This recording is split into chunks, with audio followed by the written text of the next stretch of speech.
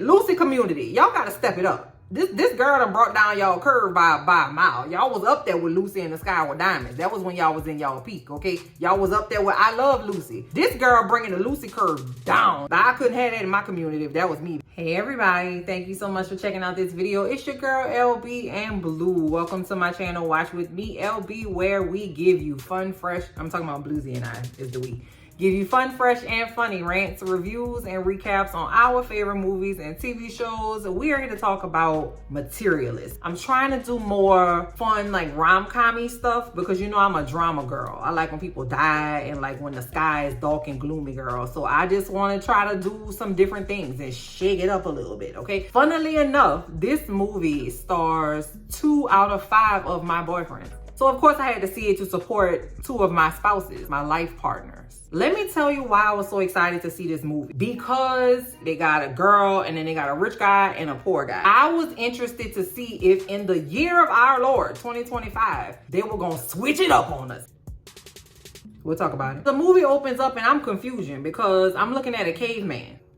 Hello. So it's a caveman and he's bringing flowers for his cave woman. Say, girl, I'm about to throw it in a bag for you, my love. I've been picking wildflowers all day, girl, just for you because I love you down. You've been holding this cave down for me for so long. We've been fighting against woolly mammoths and them tigers with the big fangs on them. I forgot what you call them at the moment, but you know what I'm talking about. I'm gonna give you this ring that's made out of a flower and we're gonna do life together in this cave, girl. And she said, you know what? Hell yeah. Yep. So I was confused about what that was, but it came full circle in the end, which I will talk with you about that in a second. Just put a pin right there. So we meet Lucy Mason. Lucy Mason is a matchmaker at a matchmaking agency called Adore. She seems very confident. She got a cute little ponytail and some nice boots, so I'm with Lucy. Girl, I'm with you. Lucy is going to meet one of her clients named Sophie. Now, Sophie, we're gonna talk about Sophie in a second. Sophie is so excited because Lucy has hooked her up with a man that she is going out on a date with. She is super excited about this date, baby. All her teeth are exposed and dry. That's how happy she is. She said, oh my God, girl, when you said he was 47 and he only made $150,000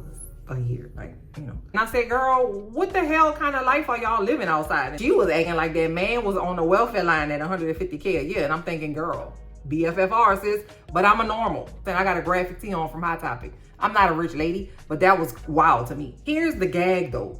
Before she went to go meet Sophie at this cafe, the guy that Sophie's so cheesed up about, the poor one that only make $150K a year, he called Lucy to say, girl, I don't think this the one. And she got to break the news to Sophie. And Sophie is like, huh? Sophie feels played, as she should, okay? Because Sophie is a cutie, you know what I'm saying? She has a healthy set of teeth and gums, you know what I'm saying? Beautiful eyes and a nice head of hair. But she said the man was 47 and balding, and she lowered her standards to be with him. And now when she with him, he like, nah, girl, you too old. That's why I don't date, boogie. I am cool by myself. I am choosing to not date because, girl, yeah, I'm telling you, it is a goddamn swamp full of alligators, wildebeests, boa constrictors, baboons, and assholes out there. So I feel Sophie, she's very upset. She started crying at the table. Girl, I can't cry with no man that I had one date with, but I know she's probably very frustrated because she want to start her life, you know? So Lucy starts running it. Girl, don't even worry about it. We have so many great matches. I got somebody else in mind for you. I promise, girl, you gonna end up marrying the love of your life. Gassing it, okay? Sophie said, girl, fuck you. That girl didn't say that. Lucy can run it, okay? Lucy's very smart. She has to give the gab. She know how to get people to kind of come on her side. She get people to open up and like to trust her. Lucy gets to the office and they are so excited. They are celebrating the fact that one of her clients is now either married or engaged. I can't remember which. All them women had to be on cocaine. I have never seen anybody that excited that somebody that they don't know is getting married or whatever. Like, I've never seen that kind of passion from anybody in their work. They were screaming and hollering. They had champagne. And I'm dead on the inside, so I would have definitely been at my desk getting my work done because I'm not about to fool with y'all with that. Bring me a piece of cake when y'all get done with all that hollering. After the little cocaine-fueled party that they had, Lucy and another one of the ladies that work at the place are sitting outside having a smoke, talking about their clients because they getting on their nerves. You got to have a friend at work that you commiserate with. So while Lucy and the co-workers outside talking shit about the clients, they talk about one of the men that they are working with who had a surgery on his legs to gain 6 inches of height, and it cost $200K. And the girl that Lucy's talking to is like, shit, I'm gonna start throwing it on my roster of stuff to say, because all these short ass rich people outside is missing the boat, child. They're not getting chosen because they're too short. Okay, put a pin right there with that surgery in the leg extensions, not the leg extensions. So one of the company's clients is getting married, and they're going and they're talking about the wedding, and the lady asked Lucy if she's going, gonna bring a date, and she said, no girl, I'm gonna die alone or I'm gonna get a rich husband.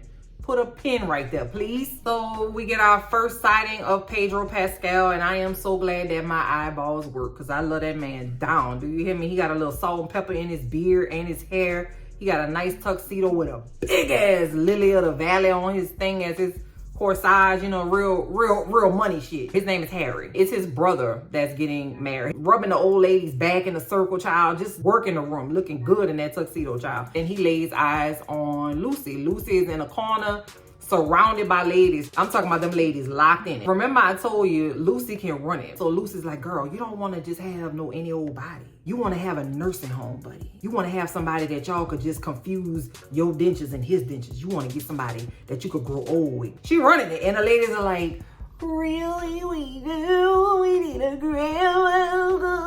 Probably got like at least 4 or 5 new clients. So baby, Lucy has been alerted to a crisis. The bride is having a breakdown. The lady asked for the matchmaker to come in there. So when the bride lift her face up off because she face down in the bed, and I'm thinking, girl, you gonna mess up your makeup. She pick her face up, and I said, girl, Marianne from the Gilded Age, what are you doing in here, girl? You better get. I just left you over there in the Gilded Age, girl. What you doing over here? Looked like it was a bunch of spiders having a meeting on her face, girl. One of her eyelashes fell off. It was just a mess. She was looking crazy. She was very upset. So the bride says, out of everything I could have did in my life, I chose to be a bride. I chose to put this dress on and look like a confection. Why would I do that? Lucy says, listen, marriage is a business deal. It always has been. So if you don't want to do it, you could walk away from the deal. Put a pin right there. Lucy says, why do you really want to get married? Like deep down in the bottom of your bone marrow, why do you want to get married? It's all about making her sister jealous. Don't tell nobody. My husband is going to be better than hers. He looks better than hers. So Lucy says, okay, so he makes you feel valuable. And then the bride was like, girl, you ain't down with that one. Yes, he does make me feel valuable. That is so insightful. He decided to go ahead and get married. Lucy's like, hell yeah, we got one in the bag. It is now time for the reception. Harry Daddy comes sit down next to Lucy, and he's having conversation with her. You're the matchmaker. Hey girl, what's it like being a matchmaker? You're a luxury good, like running it. Real chill, doesn't come off like a rich douchey guy. And let me say this. I like Dakota Johnson. I like her vibe. I'm not a fan of her acting, like her deadpan, like it's like all one, you know what I'm saying? It's all, okay? I don't know. I could never get a register on Lucy in the movie, right? So Harry says, can I get you a drink? And she said, yeah, I want a beer and a Coke. And as soon as she says that, one of the cater waiters put a beer and a Coke down. And it's somebody that she knows. Somebody by the name of John, my other boyfriend, Chris Evans, okay? So they have a really long hug. Like the hug was like 45 minutes long. And Harry was like, okay. She and John agreed to catch up after the reception, right? So she goes outside where he's packing up the cater waiter van, and they having a smoke. It was at this point in the movie that I noticed that I don't know what it's called, but I know the person who does like the footsteps in the movie and like closing and opening the doors, make the noises that make it sound realistic, right? That person is called a Foley artist. The noises were so loud, bro. Every footstep that lady did, it was like Goliath coming down the mountain. Also, when she goes out there, I can tell already that my boy John, I could tell my boy is a blue collar player. You know what I mean? And let me tell you why. Because they started smoking cigarettes. His cigarette was hanging in his mouth already lit. It was hanging in there like this. Only blue collar players do that. Go ahead and see what your mama wants. I'm gonna be up there. Go ahead and get started with them. I'm gonna come up there in a minute. I'm gonna get blue collar player. That was my Bluebell ice cream bar. I had just had one. It was delicious. Okay, shout out to Bluebell. My God. Anyway, John is an actor. He's an aspiring actor, and so he keeps a cater waiter job to go ahead and make ends meet. John asks Lucy if they are soulmates, and Lucy says probably, just like that, just the way I told you. So it didn't seem like well, I just miss you so bad. I remember that time you used to rock the boat, child, and it just was good. Blah, blah, blah. I don't get that kind of vibe. The vibes aren't there. So of course I know in the back of my mind, she gonna have to choose between the cater waiter and the rich daddy with the salt and pepper hair. And I bet, I already know what we about to go with. She gonna make the right choice because the vibe is not there with cater waiter John, right? All right. So he says that he's gonna give her a ride home after the reception is done. So she goes back inside. She gives Harry her card because she's still trying to recruit him for her matchmaking company. And he says, I will call you and get on the roster if you dance with me. I know he smell good. I'm knowing he smell good. John, I'm pretty sure he smell like egg rolls. Listen, I don't know John. And Lucy tells Harry, the next person that she dates, she's gonna marry. He says, okay, well, what are your must-haves? Because they were talking about must-haves for clients earlier. And she said, okay, well, I need, gotta have, must-have, absolutely mandatory. The person has to be rich. And it would be nice if they were also really fucking rich. Money matters to her. Put a pin right there. John gives Lucy a ride home. He tells her that he is living in the same apartment that he lived in when they dated all those years ago, that the rent is $850. It doesn't have hot water, and it's a dump. It seemed like John got to get it out the mud, you know what I'm saying? And it seemed like Lucy was down there with him, you know what I'm saying, when they were together. She ain't in the mud no more. So then we get a flashback of when they actually were together in that same car. It is their 5-year anniversary, and they have decided to go out to a nice restaurant. But because John has a car, you got to find somewhere to park the car downtown, wherever it was, child. And he don't want to pay to park the car. $45, absolutely not. $35, absolutely not. I'm not parking there. That's some bullshit. You ain't about to bend me over. $25, that is crazy. Said, we gonna find street parking, girl. She said, listen, I don't want to argue with you about a parking spot on our anniversary. It's supposed to be cute. Like, keep it cute, okay? Like, we supposed to be, lovey-dovey and holding hands like this. If they miss their reservation, they get charged for missing the reservation. He mad about it. He cussing and hollering and they're hollering. She get mad and get out the car. She said, listen,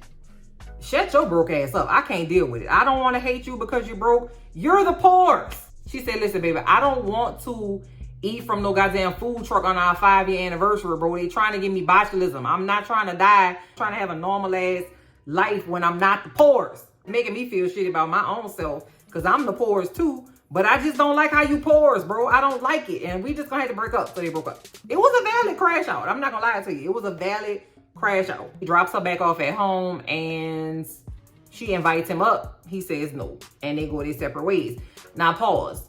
Lucy look like she got a nice little house. You know what I'm saying? She don't live in like a dump. You know what I mean? She live in a place where it's like a door that you got to open with a key and then another door that you got to open with a key. You know what I'm saying? I don't know what that's called because we don't have that down here. I'm assuming it's because of the weather. It's like a little landing area. I don't know what it's called, but it's like, you know what I'm saying? Anyway, so she doesn't look like she live in a shitty apartment. So it looks like she's doing pretty well for herself. So now we get a montage of the trash ass clients that Lucy has. I'm talking about straight up birds of prey, assholes, and people that must not use their own eyeballs. Because how you gonna have a list as long as the length of my arm, but meanwhile you missing one eye, your head's thinning in the middle, you got gingivitis, and you got a pot belly. You know what I'm saying? Shout out to the pot belly community. I'm just saying, don't come over here looking for Cindy Crawford if you look like goddamn the penguin from the 90s Batman.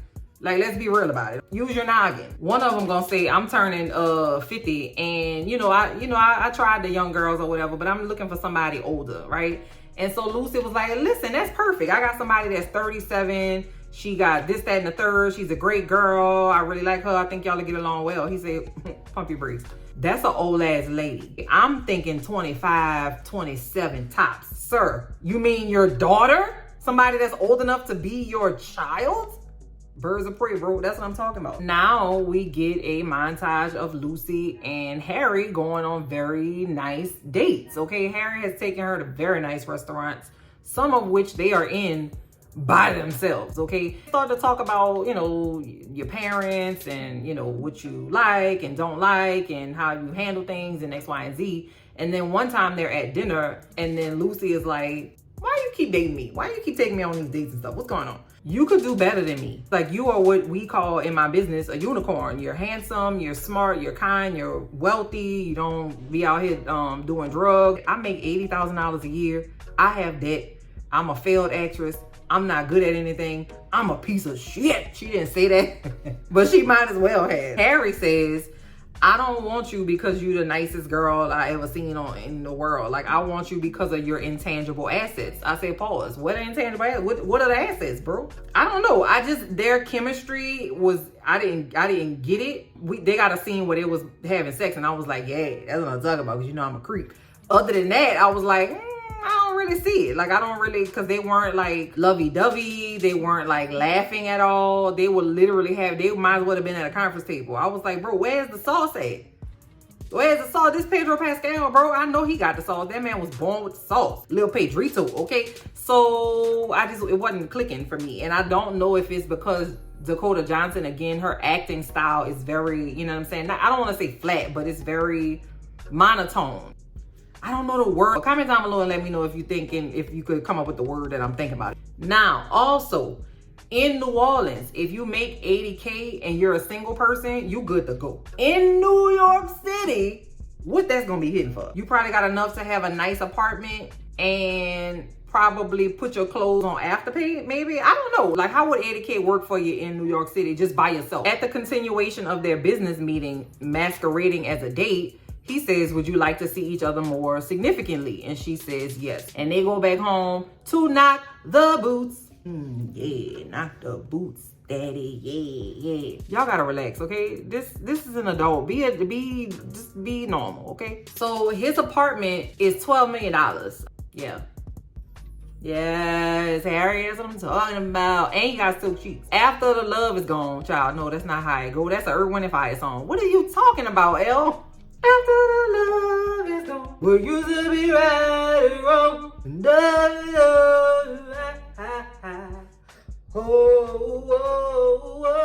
He says, where's your dream vacation? She says, Iceland. He says, shit, let's go to Iceland. You about to take me on a volcano right now, bro? That's that Big Daddy action right there. That's that Big Daddy movement that I like to see. She said, I don't even have a passport. He said, easy work. Let's get a passport. Not a big deal. I have a $12 million apartment in Tribeca. Does Tribeca stand for something? Is it like Tri-Bechtold area? Is it like a, you know what I'm saying, one of them kind of things? Comment down below and let me know. I never knew that. I always wanted to go to the Tribeca Film Festival. I also want to go to the Sundance Film Festival. And I also want to go to the Black Film Festival up there at Martha's Vineyard. I'm going to go one day. This hands down was my favorite part of the movie, okay? She has gotten her back blown out. She wakes up in the morning to a beautiful apartment that she can now fully see in the daylight. She got breakfast waiting for her on the table. Her fine ass boyfriend has a nice ass suit on with a beautiful watch, and his beautiful face gives her a kiss and a key to the apartment and walks the fuck out to leave her in the house to be doing what she needs to do for the rest of the day. Girl, dear Heavenly Father, I'm coming to you as humbly as I know how to ask of you one small favor, dear Heavenly Father. I just want to say that if you saw fit to send me a man, okay, who would be rich, wealthy, handsome, kind, and slow to anger, who I'm gonna leave that part out the break, gives me a key to his apartment and then leaves me alone to not talk to him or see him again until it's time to, you know, commiserate and come together over dinner and discussions. Lord, I wouldn't be mad. I ain't even gonna be mad. I'm not outside looking for it, Lord, but if that man came knock on my door, I sure wouldn't tell him to go away. All right, I'm just coming to you as your humble servant, thanking you in advance for your grace and your faith. Thank you in advance, Lord. Amen. Cause girl, so this is where the movie takes a turn. Okay, so she's at her office and the madam, I don't want to say it's a madam. They're not hoes. I don't know what that lady, the boss, I don't know, the director, I don't know, calls Lucy into her office to tell her that Sophie was actually assaulted on her date. Lucy is obviously shocked and very upset that she set one of her clients on a date with a man who assaulted her. And so she's like, well, what happened? Like, what's going on? Has this ever happened before? And the madam director boss lady was like, yeah, this is dating. Of course we had clients that got assaulted before. Y'all don't have no fucking protocol y'all got in place? Y'all not running background checks? I don't know about that. The boss was like, well, we just gonna let legal handle it. Like, she wasn't worried about the fact that people been out here getting assaulted. Maybe, I don't don't know. Prior to this, John had called Lucy, but Lucy didn't answer because she was getting her back blown out, as well she should. So he left her a voicemail inviting her to his play. So now it's time for them to actually go to the play, and she gonna take Harry with her, and they getting in that Maybach, baby, and they on their way, chauffeured, okay? He don't drive, steering wheels. What are those? So they go to the play, and it's one of those weird ass plays where they just be talking into the wilderness. The play is over and they talking to John, and it's very awkward because Lucy's standing there with her old boyfriend and her current boyfriend, and her current boyfriend got the face and body and vibe and aura, like my son says, of Pedro Pascal. It's an embarrassment of riches. Also, I forgot to tell you, Lucy didn't tell Harry about the client. So they agreed to go to like the play after party at a bar. Again, I'm confused on why she wants John in her life. He says something and she gets upset with him, and then they leave. And so now we get another montage of Lucy meeting with her dumbass clients, and she like, shut your bitch ass up. I don't want to hear it. One lady was like, I don't want to be racist, but I'm about to say some racist shit, so just chill. Because now she's feeling like she's inadequate at her job because of what happened with Sophie. She get an attitude with clients. And so now the clients done gave her ass a 1-star rating on Google, and she got in trouble with her boss back at work. And the boss was like, bitch, what's going on? She don't want to do her job because she feel like she's a pimp and she don't like what she does and whatever. I don't know. Something was missing with that. Like, I understood it, but then I also didn't. Let me move on. The boss lady is like, you need to take a break. You're going to be renewed and refreshed, girl. Like a bar, Irish spring soap, girl. You're going to feel great. So she's like, girl, if I take a break, I'm not coming back in here because I hate these fucking people. And I'm like, girl, what you on, bro? Do you want the job or not? In normal situations, if you tell your boss that you hate your job, they'll make it real easy for you and fire your ass. I guess maybe because it was like a niche kind of like cool and young and cool job that you could just do that job. But I was like, so now we get a scene where people think if you put a baseball cap on that people can't recognize your face. You know how we had Joe from You? She was being Jolene, okay? Because she put a baseball cap on and a trench coat, and she was following Sophie. Follow Sophie a good 2 New York blocks, looking real creepy. Ma'am, please come over here for questioning, please. Have you been drinking? Have you had any illegal substances? Because that lady was looking crazy. Sophie said, girl, please get away from me. I don't want to talk to you. So she make the lady talk to her. And then Sophie basically cusses her out in the middle of the street. You set me up with this man because you thought that I was a loser. And then Lucy says, he was a good match. He checked a lot of boxes. Girl. The right person would have slapped Lucy directly in her face. Because what the fuck you talking to me about boxes for, girl? My whole life is in shambles and ruin right now. I don't hear about no fucking boxes, girl. Shut up. So she goes home, and then she ends up calling John, crying to John about what happened, and that, you know, telling him the story. And he was like, girl, I will come get you right now, girl, in my 1993 Volvo box Chevy. So she said, no, I don't want you to come get me. I guess she was venting. I don't know why she couldn't vent to her boyfriend. And I also don't know why we didn't see the inside of her apartment, because I feel like if we saw the inside of her apartment, that's usually used in movies and TV shows to kind of give you a like some kind of idea about what the person is like. Because I don't know this lady Lucy. We're more than halfway through the movie at this point. I don't know this lady likes, dislikes. I don't know if she allergic to honey or peanuts. I don't know what her favorite food is. I don't know nothing about this lady, except that she probably needs some talk therapy. I don't think she thinks very highly of herself. And I think that she got some other stuff that she kind of got to unpack with that lady. She needs to go sit on that sofa and go talk to that lady. She ends up back over there at Harry's house, and they're packing to go to Iceland because, girl, you asking, you shall receive, baby, on Harry end, okay? And so she got a suitcase on the bed. It's open. And in the suitcase, she see like this. It just is like that. Just sitting out, a ring box. So she opened up the ring box, and it's a big ass ring. So obviously Harry is about to propose to her. So I say pause. How the fuck long they been together at this point? Because I've only seen them go on 3 dates. And it could have been 3 dates in 1 week. It could have been 1 date per month. I don't know how long they've been together. The seasons didn't change. That lady's shoulders was out every time they went together.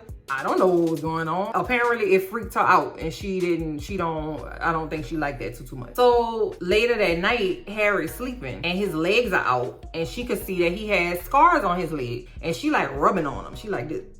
Just like tracing the scar with her finger. Girl, why would you do that? You want the man to wake up or not? But of course he wakes up, puts his pants on, and he leaves and goes to get a drink. Now pause.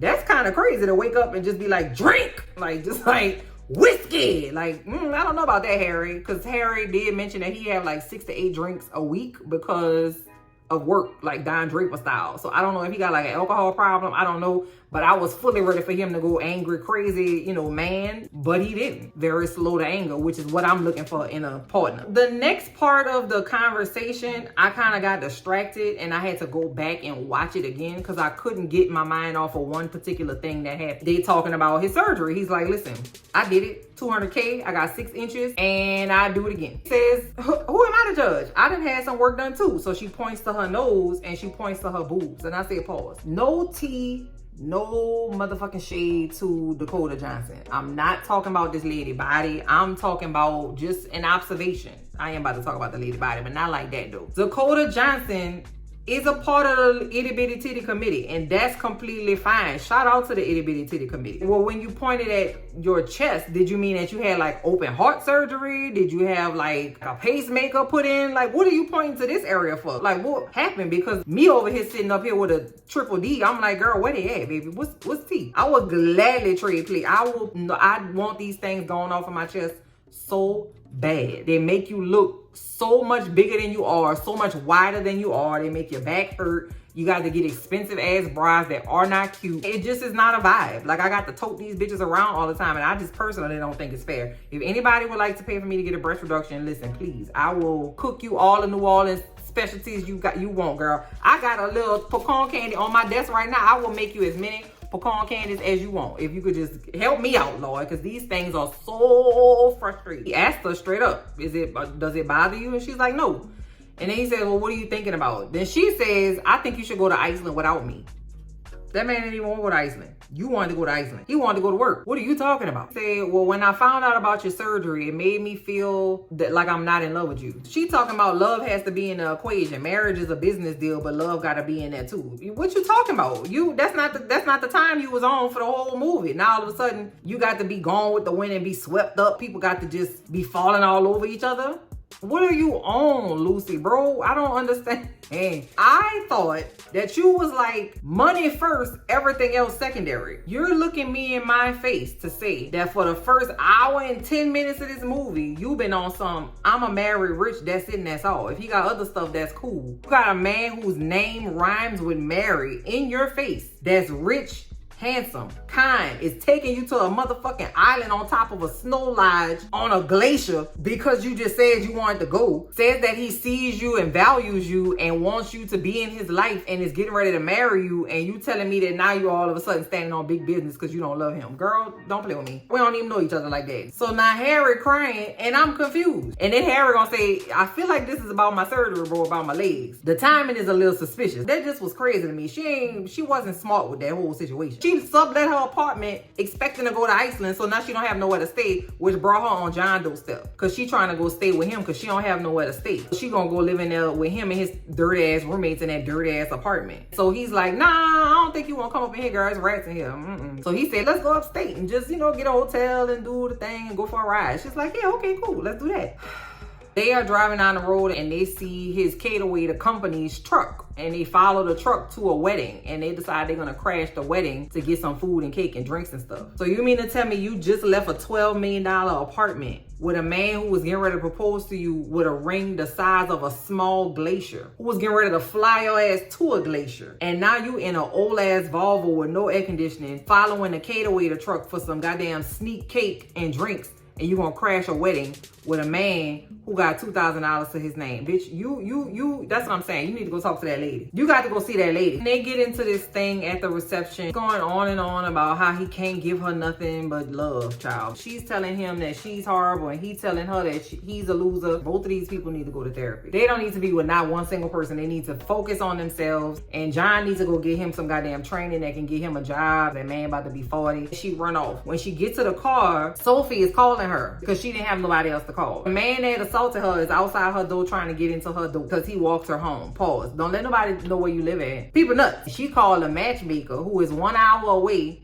who said, girl, hold tight. I'm on my way, girl. I'm coming right now. I got to leave this wedding that I snuck into. I'm come. Lucy and John get to the thing. John said, I'm going to wait outside on the stoop. Lucy go inside to go see Sophie. Sophie is, of course, upset. Then some kind of way they start talking about how she's going to marry the love of her life. Talking about Sophie. This Lucy telling her that. And I just thought it was such a strange path to take that conversation down, especially considering everything that Sophie has gone through. But I'm over it at this point, so it really don't matter. Hopping in during editing. We never see Harry again. Why was he there, bro? Like, how you gonna give me Pedro Pascal and then just make him just disappear? It was like he was a secret or something. I don't even know John. I don't know nothing about John except that he got a shitty apartment, shitty roommates, and he doesn't have like home maintenance skills. Why am I spending so much time with this man when I spent all that time with Harry? I thought it was very strange. Don't disappear Pedro Pascal from me without my consent, you know? Child, why that girl stayed in that apartment until the sun came up? That man had been sitting on that stool for at least 6 to 7 hours. She said, yeah, you could go ahead and go home. I'm gonna stay in here with Sophie. Girl,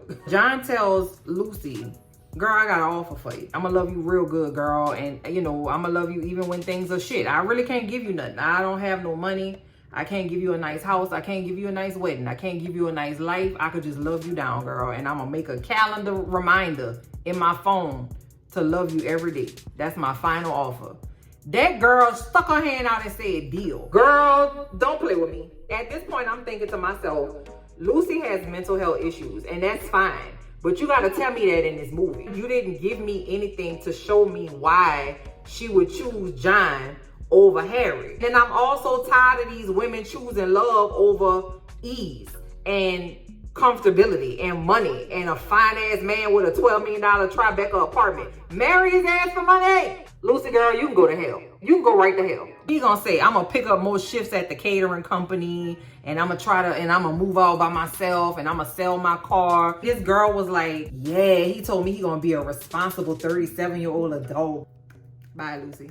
Then to make matters worse, they kissing and making out on the doorstep when this girl had just got assaulted and attacked and harassed on the same doorstep. Girl, take that shit around the corner or something, girl. So, all right, let's go. Let's go. So to end the movie, right, they're gonna make me mad again.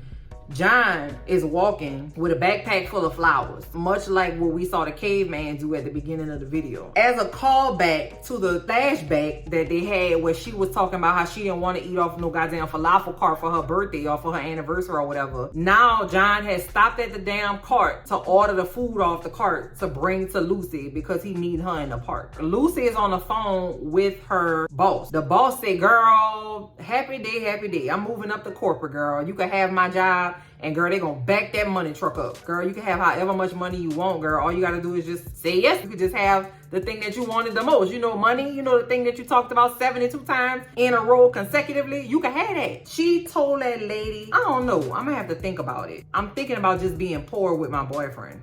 Girl, wind it up. Wind it up and let's fight. Because why you had me sitting here this whole time telling me one thing and then you flip the script on the end and now you over here.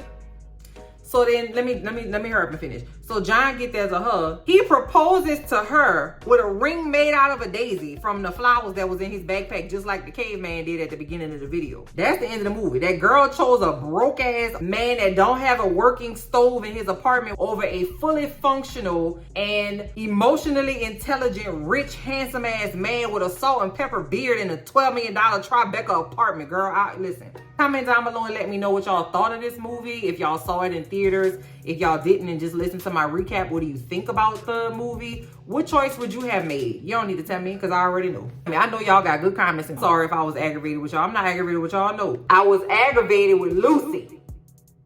Shit. Bye, y'all. Love y'all.